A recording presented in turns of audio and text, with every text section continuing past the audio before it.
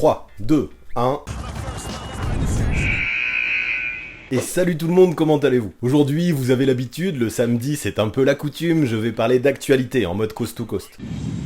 Je ne sais pas si ça va continuer comme ça pour toujours, mais là, actuellement, la saison bat son plein. J'aime bien, il y a moins de matchs qui sont repoussés, il y a pas mal de choses qui me marquent, et forcément, j'aime bien vous en parler en fin de semaine. Là, par exemple, un mec qui m'impressionne énormément, c'est Nikola Jokic. Je pense que si Denver avait un bilan un poil meilleur, il serait le favori pour le trophée de MVP en mode no-brainer. Sérieusement, à ce point. Bah le mec, grosso modo, tourne à 25 points, 12 rebonds et 9 passes décisives par match, c'est pas énorme? On est presque sur des chiffres à la Oscar Robertson ou à la Russell Westbrook. Moi, je trouve ça complètement ouf, d'autant plus pour un big man. Franchement, voir un pivot dans le top 5 des meilleurs passeurs de la ligue, moi ça m'épate, et c'est bien sur cet aspect du jeu que j'ai envie d'insister aujourd'hui. Et dans ce domaine, plutôt que de le comparer à des joueurs actuels, j'aimerais plutôt savoir à quel niveau se situe le Serbe dans toute l'histoire NBA. Bah ouais, autant voir les choses en grand. Est-il déjà le meilleur pivot passeur all-time? Est-il déjà un génie légendaire de la passe décisive, quel que soit son poste? C'est bien à tout ça que je vais essayer de répondre aujourd'hui, alors on ne perd pas plus de temps parce que je pense que vous avez capté où je veux en venir. C'est parti pour un nouveau Coast to Coast, cette fois-ci destiné au Joker.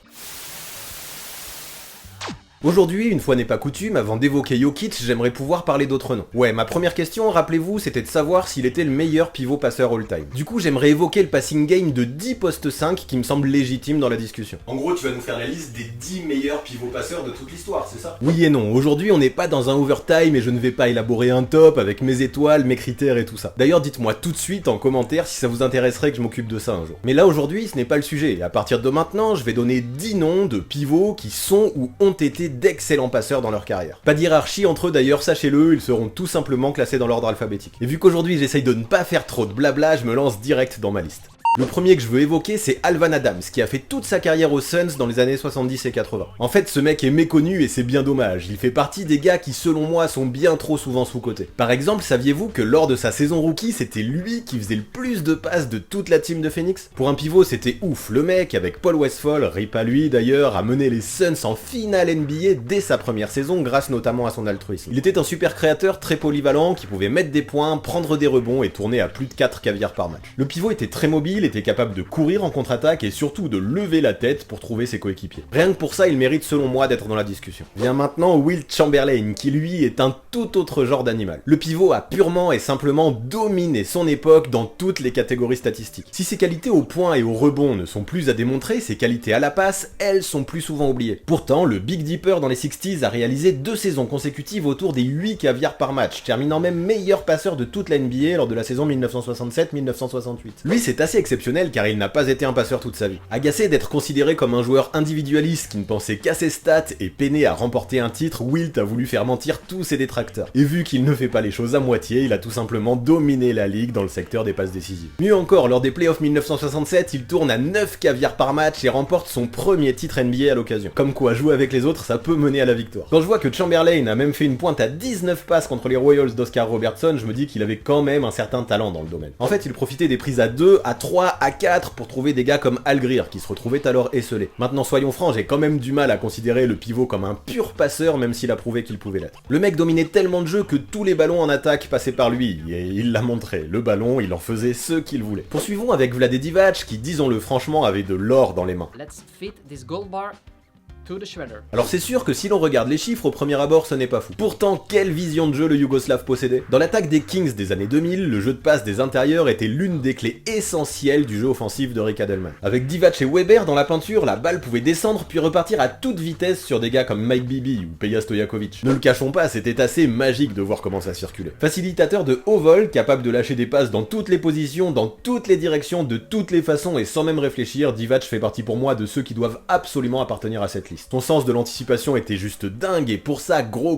big up au barbu. Enchaînons désormais avec un autre européen qui lui joue encore aujourd'hui, Marc Gasol. Formé en Espagne, puis aux États-Unis, le pivot a développé d'incroyables talents collectifs. Véritable tour de contrôle des Grizzlies, époque grit and grind avec Conley et Randolph, l'Espagnol, que ce soit en NBA ou en sélection, a toujours fait passer l'équipe avant ses stats. Celui lui a valu de gros parcours en playoff, mais aussi une réelle réputation de passeur. Capable de distribuer au poste haut comme au poste bas, cette saison il permet à LeBron de retrouver les qualités de joueur sans ballon qui faisait de lui un incroyable cutter flotter avec le hit. Tout ça, je le détaille dans ma vidéo d'il y a quelques semaines au sujet des Lakers. J'aime sa façon de balancer des passes de contre-attaque à une main, ou encore la manière qu'il a d'envoyer des passes aveugles derrière la tête à deux mains. Non, pas besoin d'en faire trop là-dessus, Marco, vous le connaissez. Du point de vue de la passe, du QI basket et de la vision de jeu, c'est un pivot qui est vraiment gifted. Son côté unselfish est sensationnel et constamment il a rendu ses coéquipiers meilleurs. LeBron peut en témoigner d'ailleurs. Et oui, à 36 ans, il le fait encore. Et pour moi, ça aurait été une hérésie d'élaborer une telle liste sans dire son nom. Pour la suite, on change d'époque parce que je vais aborder un joueur que vous connaissez probablement moins. Ouais, maintenant, retour dans les 50s et les 60s avec Johnny Kerr, plus réputé sous le nom de Red Kerr. La majorité de sa carrière, il l'a faite avec les Syracuse Nationals, ancêtres des 76ers, avec qui il a remporté le titre en 1955. Mais ce qu'il faut retenir, c'est que pour beaucoup d'historiens spécialistes de la balle orange, il était le tout premier pivot passeur de l'histoire. Lors du titre 55, le jeu des Nationals était simple. Le ballon arrivait à Red Kerr dans la peinture et tout le monde se mettait à courir autour de lui. Le pivot n'avait alors plus qu'à lâcher la balle pour gâter ses coéquipiers. La légende Dolph Chase au poste 4 est probablement l'un de ceux qui en a le plus profité. Et en plus de ça, Red Kerr avait la réputation d'être un super showman. Du haut de ses 2,06 m, une taille assez gigantesque. Pour l'époque, il pouvait voir tout ce qui se passait et se régaler à balancer des caviars spectaculaires qui surprenaient autant les défenses que le public. Pour cet aspect précurseur, mais aussi ses vraies qualités dans le domaine de la passe, le Grand Rouge méritait pour moi une vraie place dans cette liste, et ce, même si ses moyennes n'ont jamais été vraiment folles. Allez hop, petit cocorico désormais, et retour à une époque plus récente puisque je vais parler de Joakim Noah.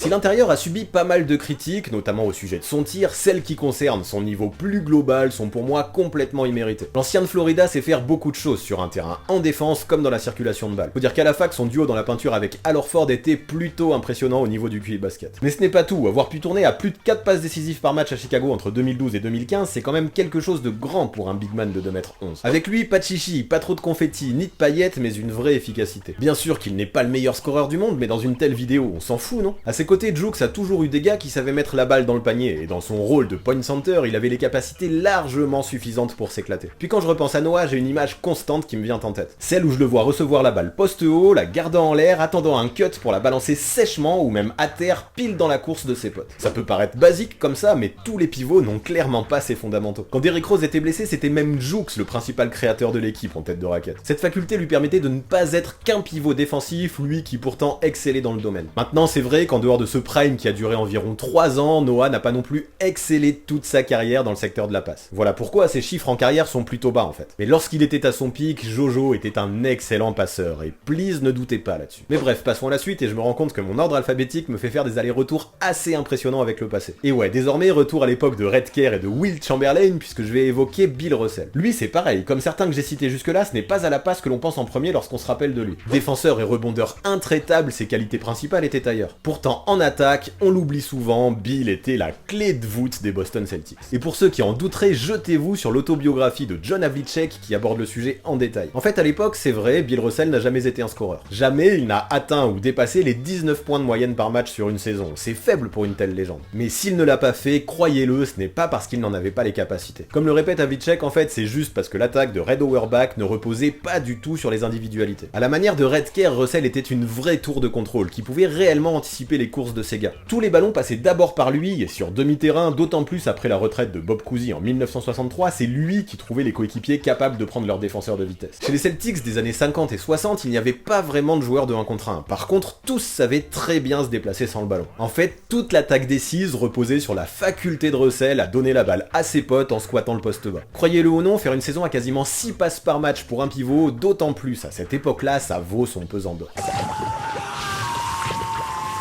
Décidément, j'aime bien parler d'or aujourd'hui et j'aurais du mal à ne pas le refaire en évoquant Arvydas Sabonis. Sabonis, le père de Domantas, c'est ça? Je trouve ça fou que tu connaisses mieux Domantas que Arvydas, mais ouais, on peut voir les choses comme ça. Ce que je trouve le plus dingue avec Papa Sabas, c'est qu'il n'est arrivé en NBA qu'à l'âge de 30 ans. Qui sait ce qu'il aurait pu donner en débarquant plus tôt? Dans la grande ligue, le pivot avait déjà les articulations en vrac et clairement il avait du mal à bouger, mais peu importe, avec ses mains immenses pour trouver les cutters, il était un magicien. Pas besoin d'être trop mobile ou trop athlétique quand on a développé la vision de jeu et le QI basket à leur paroxysme. Du haut de ses 2,21 m, il voyait tout avant tout le monde, anticiper les actions et laisser les fans sur le cul. Je n'ose même pas imaginer ce qu'il aurait pu donner s'il n'avait eu encore ne serait-ce que la moitié de la mobilité qu'il avait en Europe. Quoi qu'il en soit, Arvydas Sabonis fait indéniablement partie de ces génies de la passe au poste 5. Pour moi d'ailleurs, il fait partie des plus grands concurrents de Nikola Jokic qu'on abordera après. Ok, bah tu t'es positionné, si c'est lui le plus gros concurrent, est-ce que ça vaut le coup d'aborder les autres du coup? Ouais, quand même, il en reste 2 et dans leur style, chacun vaut le détour. D'abord, Wes Unseld, légende des Bullets dans les années 70. Le mec, lui, alliait alliait force et précision. Il pouvait choper le rebond défensif, rester sous son panier, prendre la balle au-dessus de la tête, balancer une bombe à deux mains et trouver son coéquipier sous l'autre panier de l'autre côté, pile dans la course. Avec son style bien particulier, il envoyait de vrais missiles à tête chercheuse.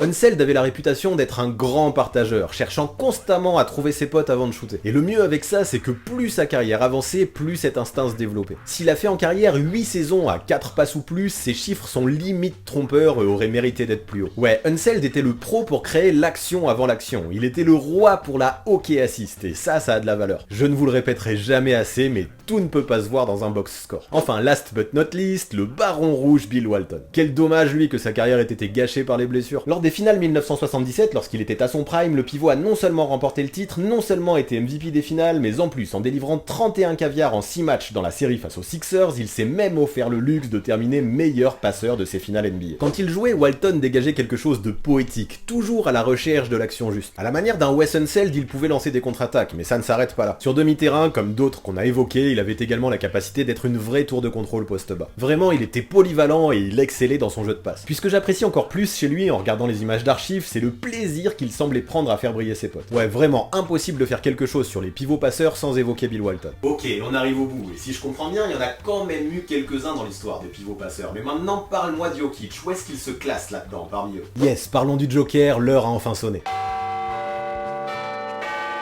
Alors pour commencer, je vais faire une comparaison qui parlera aux fans d'animation japonaise. Nikola Jokic, c'est un peu comme si on avait mis tout le talent de passe et la lecture de jeu de Kuroko dans le corps de Murasaki Bara. En gros, un mec à la vision et à la technique élite dans un physique de mastodonte. Cette saison, je le répète, il tourne quasiment à 10 caviars par match. Et vous l'avez bien vu dans tous les gars que l'on a abordés jusque-là, personne, mais vraiment personne n'a approché de tels chiffres. Allez, Wilt Chamberlain était peut-être vraiment pas loin, mais je trouve ça vraiment différent. Comme je disais, lui n'est pas vraiment un pur passeur, plutôt un monstre de domination qui s'ennuyait et voulait prouver qu'il pouvait briller autrement. Son ancien coéquipier de l'époque à Philadelphie, Bob Weiss, confirme ma vision des choses. Je n'ai jamais pensé de Wilt qu'il était un passeur créatif. Il avait la volonté de passer la balle et il était suffisamment bon pour finir meilleur passeur en 1968, mais il n'était pas le même genre de passeur que Jokic. Le Joker, lui, est bien plus créatif et Wilt, lui, jouait 10-12 minutes de plus en moyenne pour faire ses passes. On ne va pas comparer les pommes et les oranges car le jeu est vraiment différent aujourd'hui, mais de ce côté-là, c'est indéniable. Jokic est sur une autre planète. Sur une autre planète, je pense que ce sont les bons mots. Après avoir listé les pivots qui présentaient le plus de qualité dans le domaine, je me rends compte que Jokic est vraiment au-dessus. Que ce soit en termes de technique ou de créativité, il est largement au level de gars comme Divac ou Sabonis. Mais lui, en plus de ça, il est mobile, il peut porter la balle, il peut dribbler et se comporter en véritable meneur de jeu. En fait, à mes yeux, ce qu'il met au-dessus de tous les gars qu'on a évoqués jusque-là, c'est ça. Jokic peut prendre un rebond, commencer à remonter le terrain et balancer une passe aveugle à l'un de ses potes. Après, ce n'est pas non plus ce qu'il fera à chaque fois car il n'en a pas besoin. Parce qu'en parallèle, Jokic est un pro des outlet pass aussi, ces espèces de grosses bombes qui traversent tout le terrain à la vitesse d'une fusée. Régulièrement, vous le verrez dans les top 10 pour ses passes, qui est vraiment unique pour un big man. Parce que ouais, vu qu'il a tout ce gars en plus, il est flashy et il se régale à envoyer des passes spectaculaires. En fait, lui-même se décrit comme un fat point guard, un gros meneur, et c'est vrai qu'il y a de ça. Tous les pivots dont on a parlé jusque-là étaient soit des spécialistes pour lancer les contre-attaques, soit des pros sur demi-terrain. Certains cumulaient même les deux. Mais le Joker, lui, fait tout ça tout en dribblant et en se déplaçant. Là, je vais mettre les pieds dans le plat et je vais pas bégayer, c'est juste du jamais vu pour un poste 5. Son handle est fou pour un mec de son gabarit, sa lecture du jeu est impressionnante, sa capacité d'anticipation est élite, et la coordination qu'il a entre ses mains et ses yeux n'a juste pas d'égal au poste 5 dans l'histoire. Puis par-dessus le marché, le Joker a la mentalité parfaite pour exceller dans le domaine. Je préfère faire des passes que marquer des points. Faire une passe décisive rend 2 personnes heureuses, alors que marquer un panier seul ne rend qu'une seule personne heureuse. Le raisonnement est simpliste, mais il est tout à fait réel. Ce qui est fou chez lui, c'est que tout semble inné. Tout ça sûrement grâce à un coach qui, plus jeune, lui a laissé toute la liberté dont il avait besoin. Ouais, depuis qu'il est gamin, Jokic s'est toujours pris pour Magic, et s'est régalé à envoyer des caviars sans regarder. C'est inexplicable, c'est son truc. Et là où il a eu de la chance, c'est que plutôt que de tomber sur un coach militaire qui l'aurait obligé à se comporter comme un big man traditionnel, Jokic, lui, pouvait mener le jeu dès qu'il le voulait. Le Serbe n'est pas un pivot qu'on peut ranger dans une case. Les tacticiens qui l'ont accompagné au fil de sa carrière l'ont capté, et aujourd'hui ce sont tous les Nuggets qui en profitent. Dans l'équipe, il est le créateur numéro 1. En vrai, le meneur de jeu, ce n'est pas Jamal Murray, c'est Nikola Jokic. Mais bon, faisons le bilan, et moi je l'affirme, dans son bagage de passeur, il a tout. Les passes poste haut, poste bas, en contre-attaque, à une main, lobé, avec rebond, sans rebond, tout ça il gère. Qu'est-ce que tu veux de plus? On parle d'un gars élite au niveau des caviars qui pourtant mesure 2m11. Jokic agit comme un quarterback, et ce qu'il apporte à son poste, c'est juste du jamais vu par rapport à tout ce qu'on a pu vivre en NBA jusque-là. Vlade Divac, très bien placé pour évoquer la situation, le confirme. Son QI basket est phénoménal. À mon époque, beaucoup de gens me demandaient comment je faisais pour faire ses passes, et c'était difficile à expliquer. Vous voyez les choses en avance et vous faites ce qu'il faut pour qu'elles aient lieu. Je suis sûr qu'il fait la même chose. Dans ce domaine, il a surpassé tous les big men de l'histoire, et à 25 ans, il est déjà à un niveau jamais vu. Je trouve ça génial de voir comment des gars qui à la base ne sont pas athlétiques peuvent quand même briller en NBA grâce à leur intelligence de jeu. Nikola Jokic a juste poussé ça à l'extrême et est devenu un joueur unique en son genre. Donc ouais, on va pas trop insister là-dessus, pour moi c'est indiscutable, il est d'ores et déjà le meilleur pivot passeur de toute l'histoire. Mais si l'on enlève le facteur pivot, poste 5, fait-il quand même partie de l'élite? Ah ouais, t'es carrément en train de te demander s'il fait partie des meilleurs passeurs tout court de toute l'histoire. J'ai l'impression qu'on va un peu dans l'abus là quand même. Ouais, c'est possible qu'on abuse, mais ce serait quand même bête de se positionner trop vite sans avoir étudié ça précisément. Du coup, je vais refaire comme les pivots et élaborer à nouveau une liste de 10 gars qui me semblent intéressants. Encore une fois, je ne dis pas forcément que ce sont les 10 meilleurs que je vais évoquer. D'ailleurs, pour ça aussi, dites-le moi en commentaire si vous voulez que je fasse un overtime avec des étoiles, des critères et tous les trucs comme ça. Pour revenir à la liste qui vient, dites-vous juste que ce sont 10 gars que je trouve élites à leur façon dans le domaine de la passe. Dire comme ça qu'ils sont les meilleurs sera avant tout une question de sensibilité ou d'hierarchisation des critères. Moi par exemple, pour cette liste, j'ai vraiment voulu essayer de sortir au maximum des chiffres. Même si évidemment ils ont leur importance, ils sont un indicateur, mais ils ne disent pas tout. En fait, ce qui m'intéresse réellement, ça va être les joueurs un peu comme Jokic. Bah ouais, pour comparer, c'est mieux. Plus que des joueurs qui cumulent les assists, je veux des gars créatifs, polyvalents et surtout bourrés d'instinct. Je veux pas forcément des pass first players, mais quand même, pour être dans ma liste, il faut être un spécialiste de la passe, au bon moment, au bon joueur, dans le bon timing, au bon endroit. En fait, tous ceux qui feront beaucoup de passes, principalement grâce au décalage qu'ils créent individuellement, balle en main, m'intéresseront moins. Porter le ballon, attirer la défense, la fixer et filer la gonfle aux joueurs démarqués, c'est très très fort, mais ce n'est pas forcément ce que je recherche aujourd'hui. Là, je ne veux que des gars qui ont cette espèce de don magique, qui leur permet d'anticiper les choses avant même qu'elles n'arrivent.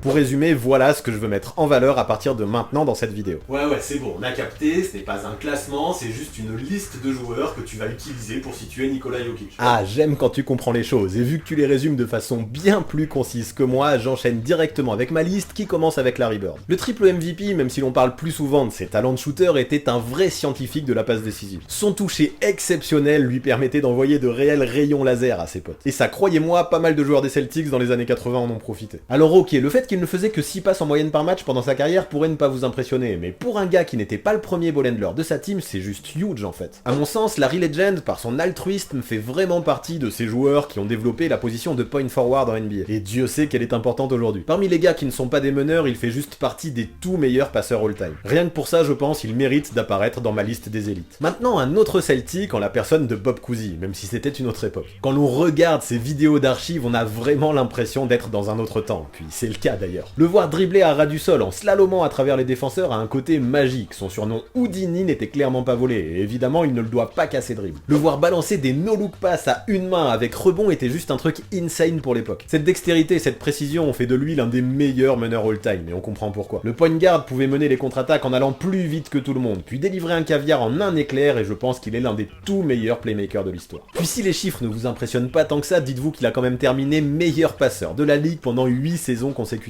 Rien que ça, dans un palmarès, je pense, ça classe un homme. J'enchaîne maintenant avec un joueur que vous connaissez tous, vu qu'il joue encore aujourd'hui, LeBron James. Alors lui, c'est un autre style que Bob Cousy, c'est sûr, mais ce n'est pas pour ça que dans le domaine de la passe, il a moins de talent. En fait, il correspond exactement à la définition que je donnais plus tôt. Un gars qui prévoit les actions avant qu'elles n'arrivent et fait en sorte qu'elles aient lieu ensuite, pile dans le bon timing. Sa vision de jeu et son QI basket atteignent des sommets, et sa technique, d'une précision immense, apporte le tout encore à un plus haut niveau. Si LeBron James, parmi les joueurs qui ne sont pas des arrières, est l'un des meilleurs passeurs all-time, comme je l'ai dit, LeBron, lui, est peut-être le meilleur. Bien sûr, et peut-être avant toute chose, il est un scoreur qui peut jouer le one-on-one, mais aussi évoluer sans la balle. Mais si tu as besoin qu'il crée pour les autres, il ne se privera pas. La preuve en est son trophée honorifique de meilleur passeur de la ligue l'an passé, quand Vogel avait besoin de lui au poste 1. Ça a fermé pas mal de bouches de gens qui le pensaient individualiste. Allez hop, ça suffit, on passe à la suite avec une autre très grosse légende. En même temps, là on ne parle que de joueurs épiques, et coucou Magic Johnson, c'est ton tour. En vrai, y a-t-il besoin d'insister beaucoup à votre avis? Il vient d'où le surnom Magic? Ah, parce que Magic, c'est pas son vrai prénom. Bah non, son prénom de naissance c'est Irvin, c'est bien connu. Par contre, c'est vrai que le surnom Magic lui colle tellement bien à la peau qu'on a tendance à l'oublier. Le mec avait juste tout l'éventail, une taille de 2m06 pour voir le jeu, une passion pour la contre-attaque et surtout une vraie volonté de faire briller les autres avec panache. Il était le pion essentiel de la période Showtime des Lakers qui représente l'une des ères les plus épiques de notre sport. Sa précision et sa capacité d'anticipation étaient géniales et pour lui, la distribution de dimes était innée. Dans son style inimitable, il lâchait des no-look passes aussi sèches qu'imprévisibles impossible, et ça toujours avec le smile. Je pense que même sans mon système d'étoiles, je peux facilement me mouiller en disant que Magic est probablement le meilleur passeur all-time. Dans un style à la Magic d'ailleurs, mais peut-être un poil moins charismatique, voici Jason Kidd. S'il n'a jamais été un scoreur ou un shooter d'élite, son altruisme a pourtant fait de lui une superstar. Avec Jay Kidd dans ton équipe, tu pouvais être certain que sur jeu placé, la balle circulerait et que sur contre-attaque, ça fuserait. Deuxième plus gros passeur all-time en termes de quantité, il était un spécialiste pour créer des opportunités faciles à ses coéquipiers. Avec lui, tout le monde semblait meilleur, c'était dingue. Ses passes de 10 mètres avec rebond, rien que d'y penser, ça me donne des frissons. Bon. Allez, je continue, et c'est toujours marrant de voir comment l'ordre alphabétique nous fait enchaîner les choses, parce que maintenant j'aborde Steve Nash. L'époque c'est à peu près la même, et lui c'est pareil, je ne compte même plus le nombre de coéquipiers qu'il a rendu meilleur. Voir un gars qui n'a jamais tourné à plus de 19 points par match finir sa carrière en tant que double MVP est à mes yeux hyper significatif. Déjà, à chaque match de chaque saison sur Pick and Roll, le Canadien pouvait trouver ses potes les yeux fermés. Mieux encore, vu qu'il était bon au shoot, quand il sentait la défense monter sur lui, il savait toujours lâcher la passe qu'il fallait au bon endroit au bon moment. Le mec aimait tellement faire briller les autres que son coach Don Nelson à Dallas avait dû l'obliger à prendre un minimum de 10 tirs par match. Je trouve cette anecdote hyper parlante pour résumer la carrière du meneur de jeu. En gros, Nash prenait un véritable plaisir à impliquer tous ses coéquipiers grâce à sa vision de jeu de dingue, mais surtout,